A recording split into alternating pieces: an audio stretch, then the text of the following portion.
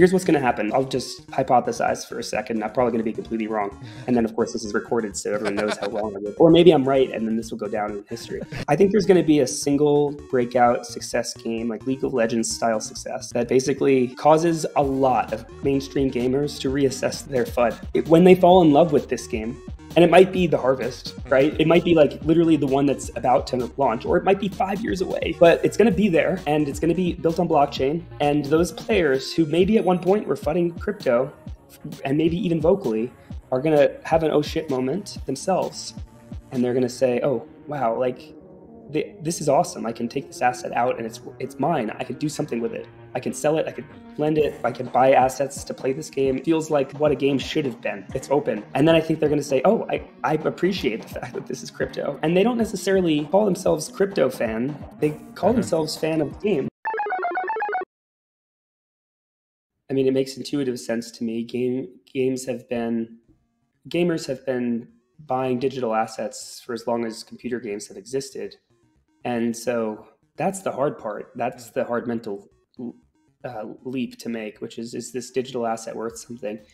And gamers have made that earlier than any other industry. And it's actually sort of already accepted and acceptable, to pay for digital assets. The gaming market is also ridiculously large, and like it's larger than the art market. It's 3 times larger than the art market, and it's growing fast. I think the gaming digital asset market is just a really early moment for what could potentially be a massive industry. And when you think about it from just basic principles of like true ownership of your assets makes sense.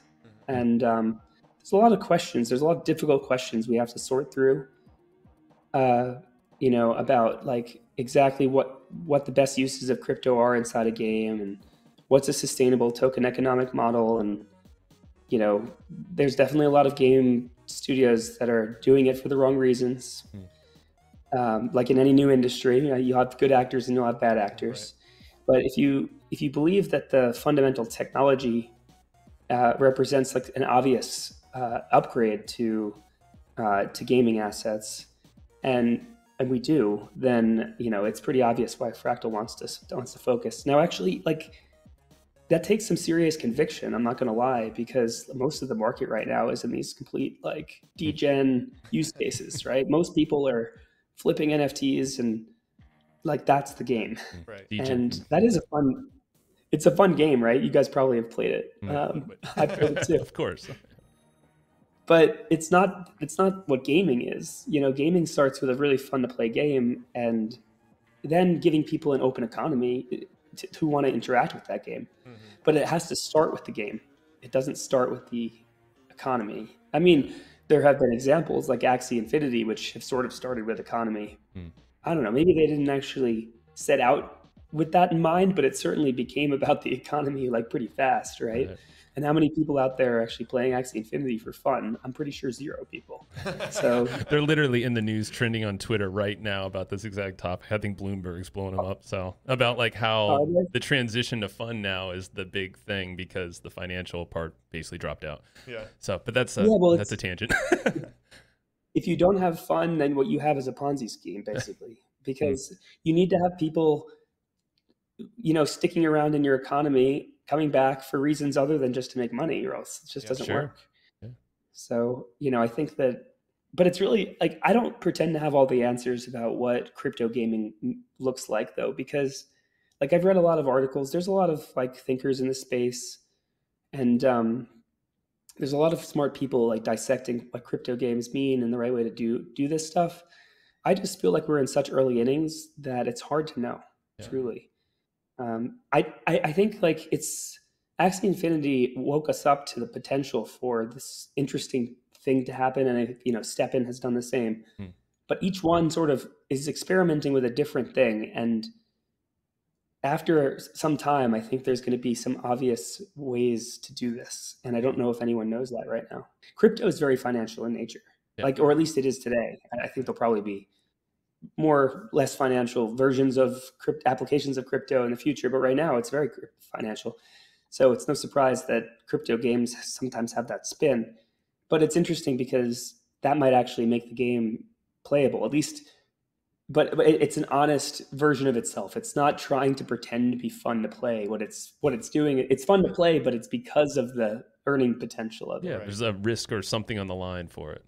Yeah, exactly. Yeah, that's cool. So I don't know. I don't think that's all crypto games, but that's definitely a slice of them. Do you know what it would take to get more of those traditional gamers into the crypto space? Because it seems like there is kind of that resistance that you're seeing from the traditional gamers, especially the more vocal ones that you see on YouTube and stuff, kind of talking shit about crypto gaming. So do you have any ideas of like what's going to onboard more of those traditional gamers? Because you hear the analogies all the time about like the people back in 1998 saying like, what is this internet thing? It's a scam. It's whatever. And then look at where the internet is now. And you kind of see the same analogies with crypto and crypto gaming and stuff. So what are your thoughts on that? Yeah, I mean, I have opinions there for sure. Well, you guys were with us with the EV tournament, right? So you saw, we were on the homepage of Twitch, and we had 1,000 concurrent viewers and 238,000 people that saw it over the course of a day. And I was in the stream for all of it. And the comments were not negative at all. I think I saw one slightly negative comment about crypto in the entirety of the event, which happened over the course of an entire day. Instead, what I saw was a lot of people asking questions about the upcoming mint and Fractal, and that was really promising for us. We felt like this was evidence that if the game is fun to play, gamers will come along. It's not about crypto, it's about the game. Yeah. Crypto is a way to empower the players of that game, to give them options, to allow them to cash out, to stake, to lend, to merge. Like merging and stuff, that's interesting, and it allows for like some really cool use cases inside the game. And these things are natively supported in blockchain, so it makes it easier for game developers to do things like this. I feel like connecting the game to a more open economy just makes it more interesting, and actually it could cause people to come in to engage with that economy, because they might actually have a way to earn money if they're good at it, as long as not everyone expects that. Gripes that people in the traditional gamers have is that all the blockchain games are shit, which like maybe is true on average, but I don't think that's necessarily that's definitely not true. And I also think there's an element too of it's kind of the vocal minority, right? The ones that are on YouTube are kind of shouting it out because of what they've built their brand on over the years as well. And maybe some of them see it as a threat to what they've built. Who knows? But I'm with you. I feel like crypto gaming becomes mainstream when crypto is just the plumbing. It's not the sales pitch for the game, right? When people are selling it as a crypto game, that's the problem. But if it's just a really, really fun game, and it happens to have like the plumbing behind it that's handling all the economics and stuff is built on crypto, but that's not what we lead with. I think that's kind of when we start to see that mainstream adoption, and I think that's kind of along the lines of what you're saying there. Here's what's going to happen. I'll just hypothesize for a second. I'm probably going to be completely wrong. And then, of course, this is recorded, so everyone knows how wrong I was. Or maybe I'm right, and then this will go down in history. It's going to be great. Yeah, either way. I think there's going to be a single breakout success game, like League of Legends style success, that basically causes a lot of mainstream gamers to reassess their FUD. Yeah. I think when they fall in love with this game, and it might be the Harvest, right? It might be like literally the one that's about to launch, or it might be 5 years away. Yeah. I don't know. But it's going to be there, and it's going to be built on blockchain. And those players who maybe at one point were FUDing crypto, and maybe even vocally, are going to have an oh shit moment themselves. And they're going to say, oh, wow, like this is awesome. I can take this asset out and it's mine. I can do something with it. I can sell it. I can lend it. I can buy assets to play this game. This just feels like what a game should have been. It's open.